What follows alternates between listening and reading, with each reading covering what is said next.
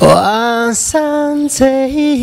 nishwe n'irungu uranyegera maze uransanga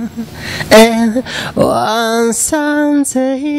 narababajweje uranyegera urampumuriza I do love you I do love you more. Abantu bagerageje kuyiraba abo mwari musanze muzinanye batandukanye utavuga ngo basanzwe bakuzi muri ijya image muri ijya sura bakubwiye gute ama feedback warose inyuma yo gusohora indirimbo ni yihe washaka tuvuge nk'umuvyeyi wawe ayibonye akabona amasanamu ataribaza ko wokora amasanamu nkajya ntashire mutwe ko arakazi byakeze gute ku muvyeyi na Jonzi gusa yo tabura karakazi gusa ku bandi hari abanyandikiye ngo sago ni wewe abandi nabambwira ati vraiment courage ati il faut que vive ikintu urimo urumva abantu batahora ivyo uri nakubwiye ati ni bibi nuzosubira turexagera ivyo ubimbiye ahubwo je unyongeye inte ubimbwira nkande deje utatahura nakazi ndimo urumva hari ibintu tabutahura kwanza nkiyoza no kubimbwiye yo kuba kwagute kubimbwiye arazi ngene byagenze kwanza bige ko benshi bazi ngo byabandanije kundi biga mugasiko byagenze kaya nakazi ni ibintu bisanzwe deja kuri tournage usanga hari abantu benshi cameraman ibiki abantu benshi barabizi wewe nico bituma biga ni ibintu bisanzwe kaya nakazi nkakandi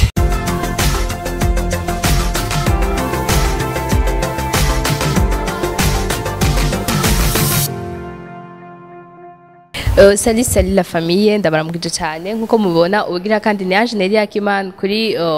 micro ya Ndaha TV reka ndagusabe uri kuraba kino kiganiro waramaze kugira subscribe gira like uze kugira commentaire nyuma y'ikiganiro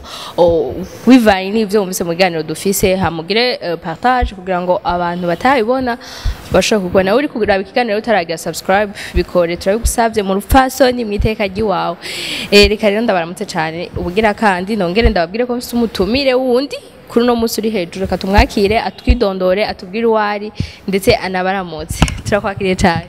murakoze so sanzwe nitwa Jocelyn Hood ego sanzwe ndi muri management ya Mirror Makers urashaka kuduza akajwi bon nitwa Jocelyn Hood sanzwe ndi muri Mirror Makers the Makers Gang ni Mirror Makers Gang murabizi uheruka twarabahaye umukobwa mwiza vraiment nunzanye umusore kandi nimvuge ko ari mwiza mwoca muntera muneza amajambo muravyiboneka rero tumuganirize nka Jocelyn Hood okay Hood mumbabarire ni ingware z'ururimi Jocelyn ko bari twagutyo bon Jocelyn lisanzwe rigi wanje Hood navyo nahisiza ko kubw'akazi amazina yose ni gute bon sanzwe nitwa Jocelyn Muhizi ariko kubw'akazi nacinshira ko Muhizi ariko urako ncinshira ko Hood mu buzima busanzwe Jocelyn Muhizi ninde yatanguye gute kugira ngo yiyumvire gushira ko Hood vyagenze gute bo Hood nakantu namye sangwa nkunda kandi asifise n'umugenzi wanje ari muri Canada twakunda kuba twitwa twese ko nyene yitwa wewe yitwa Benny Hood nanje nitwa Jocelyn Muhizi muganda naciye ngira Jocelyn Hood eko bivuze ngo ni hatarafisi hasagiye kare tugende lindani mu chat mwe novuga ndamurondera kugira ngo tuganire abaganirize mu mubwire byinshi bitandukanye mwifuza muri commentaire nawe agire icabashikirije nk'umukunzi wanyu yongeye kugaruka kubateramisha muganire iryo Hood ni ryakazi wabivuze uvuze ko uri muri Mirror Makers nihenze ukorera yibiki kugira ngo abantu batarakubona cyo badasanzwe bakumenyereye bakumenye neza bo muri Mirror Makers sanze ndumuririmbyi waho nagiye ndumuririmbyi ndaririmba wow Mirror Makers vraiment yubaho kubisanzwe imaze imisi dukorera amateka adasanzwe afite indirimbo ndabimuvugiye afite indirimbo iryo cyane katumubaze igikorwa gishashe duheruka kubona ni igikorwa novuga ku bw'iwanje cyanyoheye abandi ntazi ne bavyakiriye ndetse na uko uwo waravyakiriye mu kubikora vyagenze gute boy cyane kwanza kadabwire Max kubera yakuryoheye sinanze ko yakuryoheye kandi ntarinda kuza hama bon je narakoresheje follow yanje nyene turagerageza gukora ibintu byiza kugira abantu baryoherwe kubera turabona icyo abantu bakunda naho abantu bagwaye deja naririmbye urukundo ndazi benshi baragwaye mu bintu bijanye n'urukundo sinzi ko nabukunda borakunda yo ndakunda cyane baje ndakunda cyane nikimenya byo bakunzi ba Ndaha TV murazi ko ndabakunda bimwe ntushobora no gusigura of course arimo kandi bari mwese ndabakunda cyo gituma ndikunda bivuga mwese ndabakunda mumenye mwese ndabakunda ego naririmbye ku ndirimbo y'urukundo naririmbye ku bijyanye n'ibyo abantu bakundana urumva ko umuntu yigeze kubabazwa mufite indirimbo yitwa Idol Adu mugabo ni Aidu ya navuze akajambo mu iyo ndirimbo gakunda gukora ku bantu benshi nakajambo kari kuri bridge kavuga ngo ansanze ishwe nirungu ya akajako nyene niko gakunda kumva baririmba ya okay kuva ryari watanguye ibintu byo kuririmba kubera ko tukubonye nka mushasha nka je ndakubonye nka mushasha muri game yo kuririmba wabitanguye ryari byakuja mu gute byanjemo kuva kera ariko ubu niho ngiye guseruka yego kuva kera ni kuvuga ryari wabikora gute kuva kera igitega naratanguye nja mu masantre jeune nkunda kuja mu bintu byo kuririmba hama ndaja ahantu studio ya mbere natanguye kuririmbiramwo naho indirimbo itashoboye kugira yamenyekanye igitega ni studio ya Amibaso umuproducteur yitwa Amibaso Swagger mu Kanyosha mu Prito mu Magarama ya hajya niyo natanguye kuririmba indirimbo ya mbere n'iya kabiri ca ndava igitega ca ndazino ca mfatishwa na Gigabit na Koli kuva ico gihe indirimbo ntizatanguye zikoramenyekana aho natanguye kumenyekana neza twariho twahuriye na manager wanje muri Hope Talent turi kumwe n'aba Estanishi mugabo bicaye imarago kononekara tuya turavana mugabo manager tuya turagumana rero kubera yasanzwe azi impano yanje aca ntoreraho nyene rero twamenyaniye bivuze ko hari igihe wigeze kuba ukora indirimbo zitamenyekana mbega kubera iki wowe indirimbo zawe zitamenyekana hari strategy wowe warahinduye zo gukoresha wakoresha kiriya gihe ubu wowe uri kurakoresha icambere kera sinakora nk'umuririmbyi kera nakora je nubwo ko nakora nko kwiryohera ariko ubu nkora nk'umuntu ari mu kazi nyene ubu nkora nk'umuntu nyene abirimwo ubwa mbere nakora umenga ndiko ndifyinira gusa ubunye ndiko ndakora nk'umuntu ari ku kivi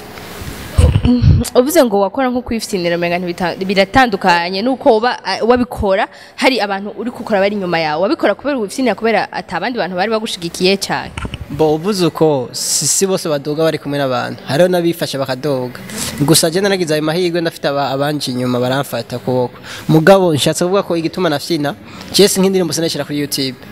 je narakora gusa bagenzi banje bakayumva muri memoire nkabarungikira iyo mvira umuntu akora indirimbo akarungikira bagenzi biwe ukaguma urungika mu group indirimbo wayikoze watanze amera ya muguyirungitsa mu group bakiyumviriza akaryoherwa uciye mu isite ngo kujya ngo arazi kuririmba gweke muga yiyumviye niko gufyina mbuzi tugende rero muri Mire Makers umaze gushikayo bakwakiriye gute wowe wagiyeyo ubafitiye icizere kingana gute kuko dusaye tuzi ko Mire Makers yahoze yakira n'abandi baririmbyi mu nyuma bikagenda ukundi kuntu bakabandanya bakaja mu bya bitandukanye ntitwovyinjiramo cyane wowe byagenze gute kugira wumve ko Mire Makers hari ikintu kindi ije kugufasha gitandukanye nuko wahoze Mire Makers cyambere bivaye n'ibyo twasezeranye n'abantu bari serieux ibyo dukora byose biri serieux kandi target ni imwe no guteza imbere umuziki ndundi ya kandi n'uturongo vraiment aratwitaho kandi ibintu byose bigenda neza turashima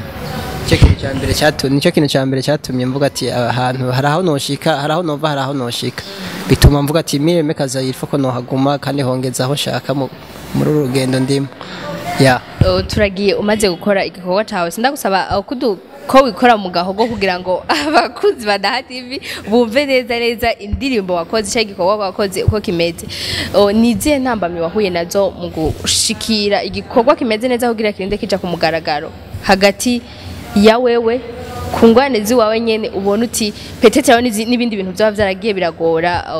Mire Makers dufate abari inyuma yawe oya twe nta kintu cyagoranye gusa ikintu cyagoranye nubwo kwanza so kugorana kubera niko kazi kiwanje nibijya usanga kubera kwiyumvira ikintu uha public yega nitwiririmbira turirimbira abantu public niyo turirimbira yiyumvira ikintu abantu nk'ibihumbi sinzi n'abamaze kuraya indirimbo yiwanje kwiyumvira ikintu kizobagema bose icyo kintu numva ko kigoye ni ibintu cy'ahantu kameneka n'umutwe ukiyumvira ati nzoririmba gutanga umuririmbyi yuba kwiyumvira kuririmba ikintu abantu bose bazokunda n'ikintu kigoye gose nico kintu nubwo je cyagoranye mbwase kuvuga ngo cyaragoraye kubera niko kazi kanje ntegereza ko kigora tegereza ko ngora nyine kubera niko kazi kiwanje nico nyene nta kintu cyagoranye muri Mirire kubera kuri kote ya production ni sawa, kuri kote ya video ni sawa, urumva nta kintu cyagoranye. Reka rero tugende no ku ndirimbo yawe kugira ngo cyo tuyikuramwe ibindi bintu tushaka kuyagira abakunzi ba Ndaha TV, uducishirizeho gato twumva iyo ndirimbo Khayelma iyo ariyo ingene iryoheye amatwi akayenda kiwawe kuririmba cyane kuririmba bien sûr. Wansanze nishwe n'irungu uranyegera amazi uransanga wansanze narababajweje uranyegera uramumuriza I do love you I do love you more. Wow, umenga ikaradirimira cyobaje ndasavye nukuri sara ndirimbiye weje uri beje oyasha numbeje ko bikoze atukweke wahise mu kurimba indirimbo y'urukundo uri mu rukundo wumvise wari mu rukundo takire nkwe bivuye ko bimeze gute oya nkuko naje ndabivuga henshi urukundo kwanza twese turafise urukundo nujya yigira umuntu yashishwe wese arabira afise urukundo bivuze ngo naje wo nkunda byo ntacyo nkunda bazi wowe nkunda kandi urangije agerageza kubagije wo nkunda ati ntacyo uza wowe nkunda rero akuzi badati nubisa amasoni adengeye diwe ndirimbo yaryoheye ari nkamwe bibaye jewe yo baramateka so reka tugende no ku masanamu yayo indirimbo iraryoshe mu matwi ugiye kuyumviza iraryoshe mbwa amasanamu na amasanamu nyene nayo asa neza bien sûr asa neza ku buryo ku rwego rutangaje mbwa tugaca tubona n'amasanamu yagiye akoreramo bivanye no vuga n'uwo mwakoranye abantu benshi bavuga ati sa umuntu ashaka kuza ryambere ko benshi babonye nk'iyambere agacagira amasanamu ameze kuko byageze gute nta ntuze ntabwo wavyaguteye niwe wavyiyumvire canke ni umuntu ni wapreshije cyo shatse kuvuga we amasanamu gute amasanamu igene aba script yarameze muri video bakunze badahadi mugende muyirabe ndasavye ndagumuraze kubibona ibintu hire mwagize dimoye na uraboneka kwigirira cyambere hari abantu bava bibaza ngo jego kujya bambaye ariko ngo umuntu bon tugerageza kugira ibintu hakaya n'akazi urumva kare ntatevye kare ndavuga hari ahantu namye bamye barabimbaza ivyo nyene kaya n'akazi cyambere dutegerezwa kuba mu kazi hari nateye inkuru hari umu type twita umu pasteur Gitega yarasenga gose muga yakini inyuma muri football je nakini imbere imisi yose duhuye hari umuntu asenga gose ku buryo bwa ati ntiyonkinerana nabi je duhuye kubera yavuga ati ngomba ninjiza yarankubita igoje hamwe nzonguruka mu kirere nkagwa hasi rero yaciye yambwiye adoje match ngoma ndambwiye ati kubera ko kinuko kandi usenga yambwiye ati peti y'akazi n'akazi rero nanye naciye mvuga ati kuva uco gihe haciye imyaka myinshi mugabo nakuranye akantu kintu cyose uri kurakora kuva ico gihe rero haga nico gituma mwe ntimutangare kubera je nanje ndi seriye mu kazi mba ndi mu misi yose kazi uri seriye atukari ibintu ubona ku mazara bwavuga ati sa umuntu agiye kijyambere rega nico kibazo ragize ubona ntabwo bavyaguteye nta basore vyaguteye ijyambere nkuko ari ijyambere wapi je nta basore kandi fisi kubera umaze kubaseriye mu curimo nawe utangwe ubushasha uragerageza kubereka ko uri mushasha kwizina ariko utari mushasha mu kazi ya abantu bagerageje kuyiraba abo mwari musanze muzinanye batandukanye utavuga ngo basanzwe bakuzi muri ijya image muri ijya sura bakubwiye gute ama feedback warose inyuma yo gusohora indirimbo ni yihe washaka dushaka tuvuge nk'umuvyeyi wawe ayibonye akabona amasanamu ataribaza ko wokora amasanamu nkajya ntashire mutwe ko arakazi byakeze gute ku muvyeyi na Jonzi gusa yo tabura karakazi gusa ku bandi hari abanyandikiye ngo sago ni wewe abandi nabambwira ati vraiment courage ati faut kuviva ikintu urimo urumva abantu batahora ivyo uri nakubwiye ati ni bibi nuzosubira ati exagere ivyo ubimbiye ahubwo je unyongeye inte ubimbwira nkande deje utatahura n'akazi ndimo urumva hari ibintu utabutahura kwanza nkiyoza no kubimbwiye yo kuba kwagute kubimbwiye arazi ngene byagenze kwanza bige ko benshi bazi ngo byabandanije kundi biga mugasiko byagenze kaya nakazi ni ibintu bisanzwe deja kuri tournage usanga hari abantu benshi cameraman ibiki abantu benshi barabizi wewe nico tuma bigana ibintu bisanzwe kaya nakazi nkakandi bivuze ngo abantu mwagize ubwoba mubonye basanamu nakazi kandi akazi nako murabizi kamara kazi indirimbo yawe ukiyandika ugifatira umwanya wo kuyitegura ivye visibility yayo uko abantu bayakiriye niko wari uvyiteze canke yararengeje uko wari uvyiteze canke yarayitarashika hakenewe kugira ishike urwego ushakako bo yararengeje aho nije mbese narinzi ko bazoyakira uko ngira ni bimwe navuga nyene ko nagemye ku mitima y'abantu kubera ko hari urukundo kubera ibintu by'urukundo n'ingorane nyene kandi yari ni forme ya deception alors hama harandi shaka kwishika igere kurishikire n'abandi bose kandi hariho n'abayibona bakayirengagiza ariko barayibona tu kandi je nazi barambona tu mugabo ntaje yego haraho nshaka kwishika kure tureke n'indirimbo naje ndashaka gushika ahantu kure hashimishije hamwe nanjye nzoserukira urundi rwaruka tukamenya gufashanya mu guteza imbere umuziki ndundi nkuko ariyo mpano dukeneye gukuza yego twama twabibonye yuko kenshi tukanavyumva abaririmbyi bonyene ubwabo ugasanga bariko baridoga umuziki wacu umuziki w'u Burundi kwa bimeze kunuko hari hahantu udashobora gushika bivanye n'ibintu bigiye bitandukanye wowe n'igiki uzanye nk'impinduka na mwarya ko twovuga kuri nka mushasha nk'impinduka ije cyane mu muziki ku rwego rw'umuziki bo ntango icuje gukora gitandukanye n'icabandi uvuga uti aha nje gushika ku rundi rwego nagize n'Imana ndi muri management ni ikivugo cyacu ni weke hard with more rumba icya kabiri je ndi nishaka rijya bakwe ujya atagize kuki we ritokuzako rumba wewe none icyo ufise urafise gukora ikintu uvuga uti iki ni ikintu ntegereza gukora muri no ngaca muri no nzira kugira ngo ndengera abandi bose ya mugura ashobora kugikora ukavuga ati ngiye mu inzira ugasanga ega muri iyo nzira uzohuriramo n'ibwica intege byinshi rero uti wagiye utiyizeye wenyine uvuga ati cenzo gishika ko ngo hari ukaca witwaza ngo ba grand frère ntibahashitse gute bagya abantu ntibahashitse nyine kubera ntuzi ibyo bahuye navyo nyimba yabaye ikigaba muri byahuye navyo rero ugomba bikigaba we kora ushiremo inguvu ushiremo ishaka ya ibintu byose bizogenda neza kandi n'Imana ibirimwe urabizi ibirimwe byose reka rero ndabatera intege cyane kuraba indirimbo yiwe mu ade umushigikira n'umusore mwiza afite impano ari muri management nziza ishigikira abaririmbyi bayo kugira ngo ibikorwa byabo bibandaye bitera imbere ndetse bari ko batuzana n'ibikorwa bisa neza simbesha tukanabone barabibona reka rero